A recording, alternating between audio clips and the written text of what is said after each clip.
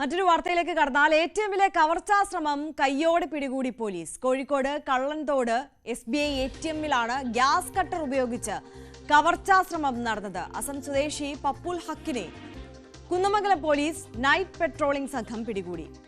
ഗുലാം നബി ആസാദ് കൂടുതൽ വിവരങ്ങളുമായി ചേരുകയാണ്. ആസാദ്, ഇതെങ്ങനെയാണ് ഈ മോഷണ ശ്രമം പോലീസ് പൊളിച്ചത്? ഇന്ന് പുലർച്ചെ 2:30 മണിയോടുകൂടിയാണ് ഈ കള്ളന്തോട് അങ്ങാടിയിലുള്ള SBI എടിഎമ്മിൽ മോഷണം ശ്രമം നടന്നത്.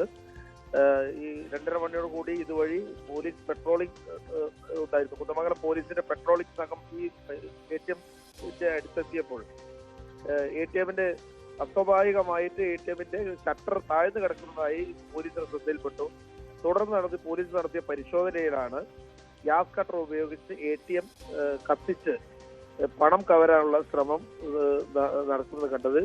ഉടനെ തന്നെ പ്രതിയെ കുന്നമംഗലം പോലീസ് പിടികൂടുകയും മറ്റ് നടപടികളിലേക്ക് പോവുകയായിരുന്നു. എടിഎമ്മിന്റെ ഈ പരിസരത്ത്, ഈ കള്ളന്തോട് അങ്ങാടിക്ക് തന്നെ പരിസരത്ത് താമസിക്കുന്ന അസം സ്വദേശി ബാബുൽ ഹക്ക് എന്ന് പറഞ്ഞ ആളാണ് ഈ മോഷണം നടത്തിയ പ്രതി. ഇയാളെയാണ് കുന്നമംഗലം പോലീസ് പിടികൂടിയത്. ഇദ്ദേഹം ഇവിടെ പെയിന്റിംഗ് തൊഴിലാളിയായാണ് ഈ കള്ളന്തോടിൽ എത്തിയത്. 2 മാസമായിട്ടേ ഉള്ളൂ ഈ പ്രതി ഈ കള്ളന്തോട് പ്രദേശത്ത് എത്തിയത്. നേരത്തെ കേരളത്തിൽ മറ്റു സ്ഥലങ്ങളിൽ 9 മാസത്തോളമായി ജോലി ചെയ്തു വരികയായിരുന്നു. കഴിഞ്ഞ ദിവസം സമയത്ത് പോലീസിന്റെ കൃത്യമായ പെട്രോളിംഗ് ആണ് ഈ ഒരു പ്രതിയെ പിടികൂടാൻ ഇടയായത്.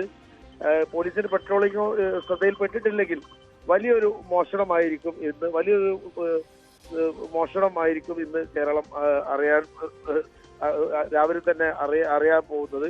പക്ഷേ ഇപ്പോൾ പോലീസ് കൃത്യമായി പിടികൂടിയത് കൊണ്ട് തന്നെ വലിയൊരു മോഷണ ശ്രമമാണ് പോലീസ് പിടികൂടിയത്. നിലവിൽ പണമൊന്നും പോയിട്ടില്ല.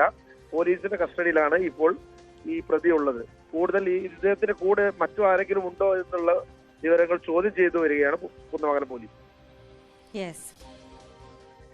ഗുലാം നബി ആസാദാണ് വിശദാംശങ്ങളുമായി ചേർന്നത്.